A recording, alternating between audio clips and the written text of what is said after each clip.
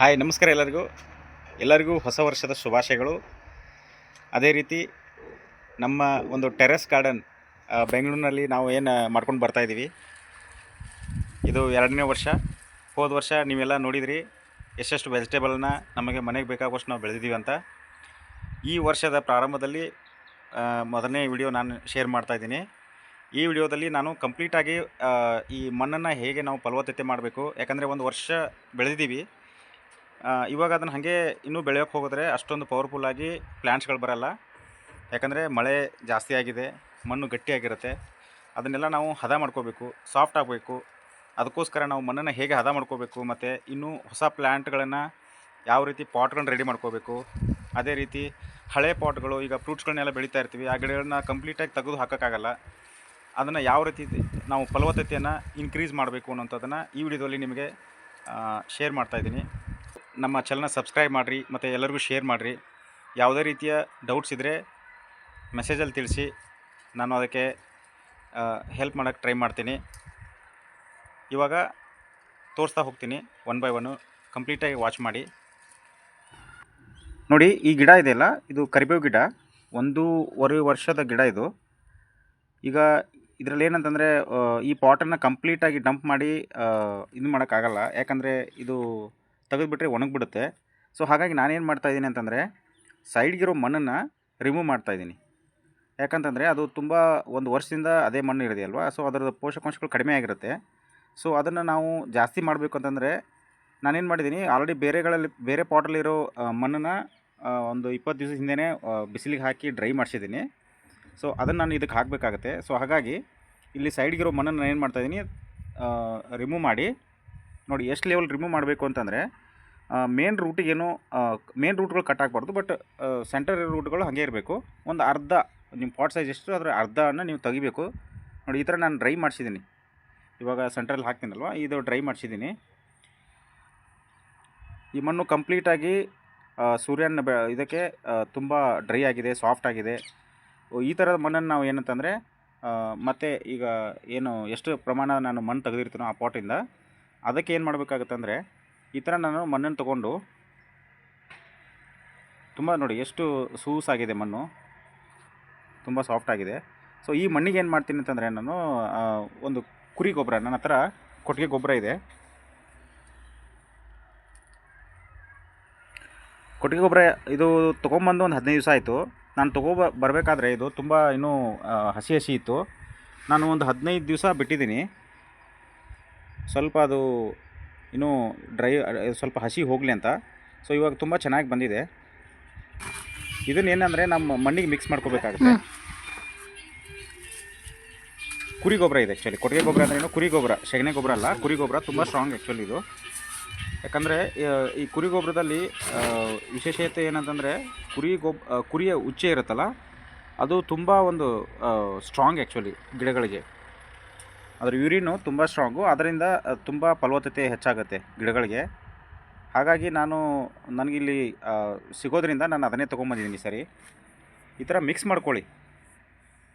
For example ಎಷ್ಟಂದರೆ, ನಿಮ್ಮ ಪಾಟಿಗೆ ಒಂದು 5 kg ಮಣ್ಣು ಬೇಕಂತಂದರೆ ಒಂದು 2 kg ನಾನು ಕುರಿ ಗೊಬ್ಬರನ ಮಿಕ್ಸ್ ಮಾಡ್ತಾಯಿದ್ದೀನಿ. ಒಂದು ಈ ಪ್ರಮಾಣದಲ್ಲಿ ನೀವು ಮಿಕ್ಸ್ ಮಾಡ್ಕೋಬೇಕಾಗುತ್ತೆ. ಮಿಕ್ಸ್ ಮಾಡಿಕೊಂಡು ಈ ಥರ ನೀವು ಎಷ್ಟು ಪ್ರಮಾಣ ತೆಗೆದಿರ್ತೀರಲ್ಲ ಅಷ್ಟನ್ನು ಇದನ್ನು ಮಣ್ಣಿಂದ ತುಂಬಬೇಕಾಗುತ್ತೆ.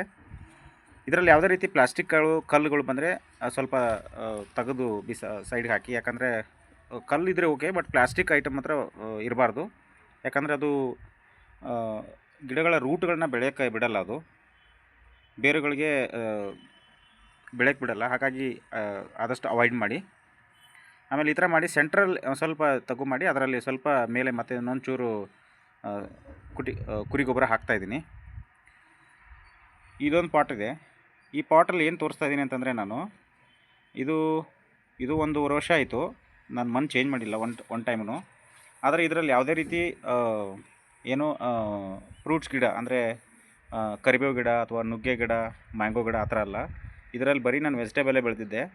ಹಾಗಾಗಿ ಇದನ್ನೇನು ಮಾಡ್ತೀನಿ, ಕಂಪ್ಲೀಟಾಗಿ ಡಂಪ್ ಮಾಡ್ತಾಯಿದ್ದೀನಿ.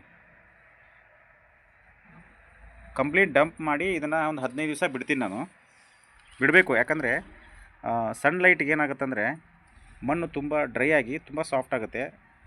ಆಮೇಲೆ ನೀವು ಆಮೇಲೆ ಕೊಟ್ಟಿಗೆ ಗೊಬ್ಬರ ಮಿಕ್ಸ್ ಮಾಡಿದ್ರೆ ತುಂಬ ಪವರ್ಫುಲ್ಲಾಗಿರುತ್ತೆ. ನೀವು ಇದನ್ನೆಲ್ಲ ಟ್ರೈ ಮಾಡಿ ನೋಡಿ, ನಿಮಗೂ ಕೂಡ ಅರ್ಥ ಆಗುತ್ತೆ ಇದು. ಇದು ನೋಡಿ ಎಷ್ಟು ಹಾರ್ಡಾಗಿದೆ ಅಂತಂದರೆ, ನಾನು ಅದರ ಮೇಲೆ ನಿಂತ್ಕೊಂಡು ಜಂಪ್ ಮಾಡಿದ್ರು ಕೂಡ ಅದು ಬ್ರೇಕ್ ಆಗಲಿಲ್ಲ, ಅಷ್ಟು ಹಾರ್ಡಾಗಿದೆ. ಸೊ ಅಷ್ಟು ಹಾರ್ಡಾಗಿರೋ ಮಣ್ಣಲ್ಲಿ ರೂಟ್ಗಳು ಬೆಳೆಯಲ್ಲ. ಹಾಗಾಗಿ ನಾವು ಏನಂದರೆ ಈ ಥರದ ಒಂದು ವರ್ಷಕ್ಕೊಂದ್ಸಲಿನೋ, ಆ್ಯಕ್ಚುಲಿ ಯೂಸಲಿ ಏನಂತಂದರೆ ಇದನ್ನು ಬೇಸಿಗೆ ಟೈಮಲ್ಲಿ ಎಲ್ಲರೂ ಮಾಡ್ತಾರೆ. ಇವಾಗ ಇನ್ನೊಂದು ಗಿಡ ಏನಂತಂದರೆ ಇಲ್ಲಿ ನುಗ್ಗೆ ಗಿಡ ಇದೆ, ಅದು ಕೂಡ ಹಾಗೆ ಆಗಿತ್ತು. ಇದರಲ್ಲಿ ನಾನು ಸೈಡ್ಗಿರೋ ಮಣ್ಣನ್ನೆಲ್ಲ ರಿಮೂವ್ ಮಾಡಿದ್ದೀನಿ. ಮಾಡಿಬಿಟ್ಟು ಇವಾಗ ಆಲ್ರೆಡಿ ಕುರಿ ಗೊಬ್ಬರನ ಮಿಕ್ಸ್ ಮಾಡಿಕೊಂಡು ಇವಾಗ ಮತ್ತೆ ಹಾಕ್ತಾಯಿದ್ದೀನಿ. ಎಷ್ಟು ಪ್ರಮಾಣ ತೆಗೆದಿರ್ತೀರೋ ಅಷ್ಟು ಹಾಕಿ ಫುಲ್ ತುಂಬಿ. ಬಟ್ ಏನಂದರೆ ಇದು ಡ್ರೈ ಇರೋದ್ರಿಂದ ನೀವು ನೀರು ಹಾಕಿದ್ಮೇಲೆ ಒಂದು ಇಂಚು ಅರ್ಧ ಇಂಚು ಕೆಳಗಡೆ ಹೋಗುತ್ತೆ ಇನ್ನು. ಅಂದರೆ ನಿಮಗೆ ನೀರು ಹೊರಗಡೆ ಬರಲ್ಲ, ಮಣ್ಣು ಡ್ರೈ ಇರೋದ್ರಿಂದ ಸ್ವಲ್ಪ ಉಬ್ಬಿರುತ್ತೆ. ನೀರು ಹಾಕಿದ ತಕ್ಷಣ ಅದೇನೆಂದರೆ ಇನ್ನೂ ಕೆಳಗಡೆ ಹೋಗುತ್ತೆ. ತುಂಬ ಸಾಫ್ಟ್ ಸೂಸ್ ಇದೆ ನೋಡಿ ಮಣ್ಣು. ಸೊ ಈ ಥರ ಇದ್ದರೆ ರೂಟ್ಗೆ ಬೆಳಕ್ಕೆ ಏನು ಕಷ್ಟ ಇರಲ್ಲ. ಅದೇ ಆ ಥರ ಈಗ ನಾನು ತೋರಿಸಿದಾಗೆ ಅಷ್ಟು ಹಾಡಿದರೆ ಅಷ್ಟೊಂದು ಜೋರಾಗಿ ಬೆಳೆಯೋಕ್ಕಾಗಲ್ಲ. ಹಾಗಾಗಿ ನಿಮ್ಗೇನೆಂದರೆ ಈಗ 10 ಕಾಯಿ ಬರೋದರಲ್ಲಿ ಒಂದು 3-4 ಕಾಯಿ ಬರುತ್ತೆ, ಅಥವಾ ರೋಗ ಜಾಸ್ತಿ ಬರೋಕ್ಕೆ ಸ್ಟಾರ್ಟ್ ಆಗುತ್ತೆ. ಸೊ ಹಾಗಾಗಿ ಈ ಥರದ ನಾವು ಒಂದು 6 ಮಂತಿಗೋ ಅಥವಾ ವರ್ಷಕ್ಕೊಂದ್ಸಲಿ ಮಾಡ್ಕೋಬೇಕಾಗುತ್ತೆ. ಇದನ್ನು ಯೂಶ್ವಲಿ ಏನಂದರೆ ರೈತರು ಬೇಸಿಗೆ ಟೈಮಲ್ಲಿ ಮಾಡ್ತಾರೆ. ಬಟ್ ಈಗ ನಾನು ಒಂದು ಈ ಚಳಿಗಾಲದಲ್ಲಿ ಮಾಡ್ತಾಯಿದ್ದೀನಿ. ಯಾಕಂತಂದರೆ ಇಷ್ಟು ದಿವಸ ಸುಮಾರು ಮಳೆ ಇತ್ತು, ಹಾಗಾಗಿ ಪಾಟ್ಗಳೆಲ್ಲ ಮಣ್ಣು ಗಟ್ಟಿಯಾಗಿಬಿಟ್ಟಿತ್ತಲ್ಲ. ಹಾಗಾಗಿ ನಾನು ಇದನ್ನು ಈ ಟೈಮಿಗೆ ಬಿಸಿಲಿರೋದ್ರಿಂದ ಮಳೆ ಇಲ್ಲ, ಇವಾಗ ಒಂದು ಟ್ರೈ ಮಾಡ್ತಾಯಿದ್ದೀನಿ. ನೆಕ್ಸ್ಟು ಬೇಸಿಗೆ ಟೈಮಲ್ಲೂ ಕೂಡ ಸಾಧ್ಯ ಆದರೆ ಇನ್ನೊಂದು ಸರಿ ಮಾಡ್ತಾಯಿರ್ತೀನಿ, ಇಲ್ಲಾಂದರೆ ಮತ್ತು ನೆಕ್ಸ್ಟ್ ಇಯರ್ಗೆ ನಾನು ಮಾಡ್ತೀನಿ. ಆಮೇಲೆ ನೀರು ಹಾಕಬೇಕಾದ್ರೂ ಕೂಡ ಅಷ್ಟೇ, ನೀವು ತುಂಬ ಜೋರಾಗಿ ಹಾಕಬೇಡಿ. ಯಾಕಂದರೆ ಈಗ ಜಸ್ಟು ನೀವು ಕುರಿ ಗೊಬ್ಬರ ಮಿಕ್ಸ್ ಮಾಡಿದ್ದೀರಾ, ತೊಳೆದು ಹೋಗಬಾರ್ದು. ಹಾಗಾಗಿ ಸ್ವಲ್ಪ ಸ್ಲೋ ಆಗಿ ಕೈ ಹಿಡ್ಕೊಂಡು ಸ್ಮೂತಾಗಿ ಹಾಕಿ, ಸ್ಲೋವಾಗಿ ಹಾಕಿ. ಆವಾಗ ಅಂದರೆ ಮಣ್ಣಲ್ಲಿರೋ ತೇವಾಂಶಗಳು ಹರ್ಕೊಂಡು ಹೋಗಲ್ಲ ಹೊರಗಡೆ. ಹೋಲಿದೆ, ಪಾಟ್ಗೆ ಎಲ್ಲದಕ್ಕೂ ಹೋಲಿದೆ, 2-3 ಹೋಲಿದೆ. ಬಟ್ ಆದರೂ ಕೂಡ ಫಸ್ಟ್ ಟೈಮ್ ನೀರು ಹಾಕಬೇಕಾದ್ರೆ ಸ್ವಲ್ಪ ಕಡಿಮೆ ಹಾಕಿ, ಸುಮ್ಮನೆ ಮೇಲ್ಗಡೆ 1-1.5 ಇಂಚು ಮಣ್ಣು ನೆನಿಬೇಕು ಅಷ್ಟೇ. ನೀರು ಹಾಕಿದರೆ ಸ್ವಲ್ಪ ಅದು ಏನಂದರೆ ಅಲ್ಲೇ ಉಳಿಯುತ್ತೆ, ಯಾವುದು ಕೂಡ ಹರಿದುಕೊಂಡು ಹೋಗಲ್ಲ. ಈ ರೀತಿ ಮಾಡಿದ್ರೆ ನಿಮಗೆ ಇರೋ ಗಿಡಗಳು, ಅಂದರೆ ಈ ರೀತಿ ನೀವು ಯಾವುದಾದ್ರು ಒಂದು ಹಣ್ಣಿನ ಗಿಡಗಳು ಅಥವಾ ಕರಿಬೇವು ಗಿಡ, ನಿಂಬೆ ಹಣ್ಣಿನ ಗಿಡ, ಆಮೇಲೆ ಸುಮಾರು ಹೂವಿನ ಗಿಡಗಳನ್ನ ನೀವು ಬೆಳಿತಿರ್ತೀರಿ, ಕಂಪ್ಲೀಟಾಗಿ ತೆಗೆದು ಹಾಕೋಕ್ಕಾಗಲ್ಲ. ಅದೇ ವೆಜಿಟೇಬಲ್ ಬೆಳೀತಾ ಇದ್ದರೆ ನೀವು ಅದನ್ನ ಆರಾಮಾಗಿ ನೀವು ತೆಗೆದು ಒಂದು 15 ದಿವಸ ಬಿಟ್ಟು ಮತ್ತೆ ಅದನ್ನು ರೆಡಿ ಮಾಡ್ಕೋಬೋದು. ಬಟ್ ಈ ಗಿಡಗಳನ್ನ ಹಂಗೆ ಮಾಡೋಕ್ಕಾಗಲ್ಲ. ಹಾಗಾಗಿ ಒಂದು ಅರ್ಧ ತೆಗಿತೀನಿ, ಮತ್ತು ಅದಕ್ಕೆ ಕೊಟ್ಟಿಗೆ ಗೊಬ್ಬರ ಮಿಕ್ಸ್ ಮಾಡಿ ಈ ಥರ ಒಂದು ಸಿಸ್ಟಮನ್ನು ಮಾಡಿಕೊಂಡು ನಾನು ಮಾಡ್ತಾಯಿದ್ದೀನಿ. ಸೊ ಇದು ಒಂದು ಒಳ್ಳೆಯ ಪ್ರಾಕ್ಟೀಸ್ ಅಂತ ಹೇಳ್ತೀನಿ. ಗಿಡಗಳನ್ನ ಕಟ್ಟಬೇಕಾಗತ್ತೆ, ಯಾಕಂದರೆ ಗಿಡಗಳು ಈ ಗಾಳಿಗೆ ಏನಂದರೆ ಟೆರೆಸಲ್ಲಿ ತುಂಬ ಗಾಳಿ ಇರುತ್ತೆ, ಹಾಗಾಗಿ ನೀವು ಗಿಡಗಳನ್ನ ನೀಟಾಗಿ ಕಟ್ಟಬೇಕಾಗತ್ತೆ. ಸೊ ಇವಾಗ ಇದಕ್ಕೆ ಏನು ಸಪೋರ್ಟ್ ಏನು ಬೇಕಾಗಿಲ್ಲ, ಬಟ್ ಅಟ್ಲೀಸ್ಟ್ ಅವು 3 ಗಿಡ ಟೊಂಗೆ ಇದೆಯಲ್ಲ ಅವುಗಳನ್ನ ಕಟ್ಬಿಟ್ರೆ ಅದಕ್ಕೆ ತುಂಬ ಒಂದು ಸಪೋರ್ಟ್ ಸಿಗುತ್ತೆ. ಹಾಗಾಗಿ ನಾನಿಲ್ಲಿ ಏನು ಯೂಸ್ ಮಾಡ್ತಾಯಿದ್ದೀನಿ ಅಂದರೆ ಈ ಬಾಳೆ ಗೆಜ್ಜೆ ಇರುತ್ತಲ್ಲ ಅದನ್ನು ಯೂಸ್ ಮಾಡ್ತಾಯಿದ್ದೀನಿ. ಇದು ತುಂಬ ಒಳ್ಳೆಯದು ಆ್ಯಕ್ಚುಲಿ. ನೀವು ಯಾವುದಾದ್ರೂ ಪ್ಲಾಸ್ಟಿಕ್ಕು ಅಥವಾ ಯೂಸ್ ಮಾಡಬೇಡಿ, ಯಾಕಂದರೆ ಇದು ಡ್ರೈ ಆದಮೇಲೆ ತುಂಬ ಫೋರ್ಸಾಗಿ ಏನಾದ್ರು ಬಂದರೆ ಕಟ್ಟಾಗಿಬಿಡುತ್ತೆ, ಗಿಡಗಳಿಗೆ ಡ್ಯಾಮೇಜ್ ಮಾಡಲ್ಲ. ಹಾಗಾಗಿ ನಾನು ಇದನ್ನು ಯೂಸ್ ಮಾಡ್ತಾಯಿರ್ತೀನಿ. ಇದಿಷ್ಟು ವಿಡಿಯೋ ಇವತ್ತು. ಮುಂದಿನ ವಿಡಿಯೋದಲ್ಲಿ ನಿಮಗೆ ಈ ಎಂಟಿ ಟಬ್ಗಳನ್ನ, ಅಂದರೆ ಎಂಟಿ ಪಾಟ್ಗಳನ್ನ ಹೆಂಗೆ ರೆಡಿ ಮಾಡ್ಬೋದು ಬಿಗಿನಿಂಗಿಂದ, ಈಗ ಕೋಕೋಫಿಟ್ ಹಾಕೋದಾಗಲಿ, ಆಮೇಲೆ ಹೋಲ್ ಹಾಕಿ ಅದನ್ನು ಯಾವ ರೀತಿ ನೀರು ಹೋಗೋ ಥರ ಮಾಡೋದಾಗಲಿ, ಹೊಸ ಪಾಟ್ಗಳನ್ನ ಹೆಂಗೆ ರೆಡಿ ಮಾಡಬೇಕು ಅನ್ನೋವಂಥದ್ದನ್ನು ನೆಕ್ಸ್ಟ್ ವಿಡಿಯೋದಲ್ಲಿ ನಿಮಗೆ ತೋರಿಸ್ಕೊಡ್ತೀನಿ. ಮರಿಲಾರದೆ ಎಲ್ಲರೂ ನಮ್ಮ ಚಾನಲ್ನ ಸಬ್ಸ್ಕ್ರೈಬ್ ಮಾಡಿರಿ ಮತ್ತು ಶೇರ್ ಮಾಡಿರಿ. ಇದೇ ರೀತಿ ವಿಡಿಯೋಗಳನ್ನ ನಾನು ಶೇರ್ ಮಾಡ್ತಾ ಇರ್ತೀನಿ. ಈ ವರ್ಷದ ಮೊದಲನೇ video. Thank you so much for watching. Bye bye.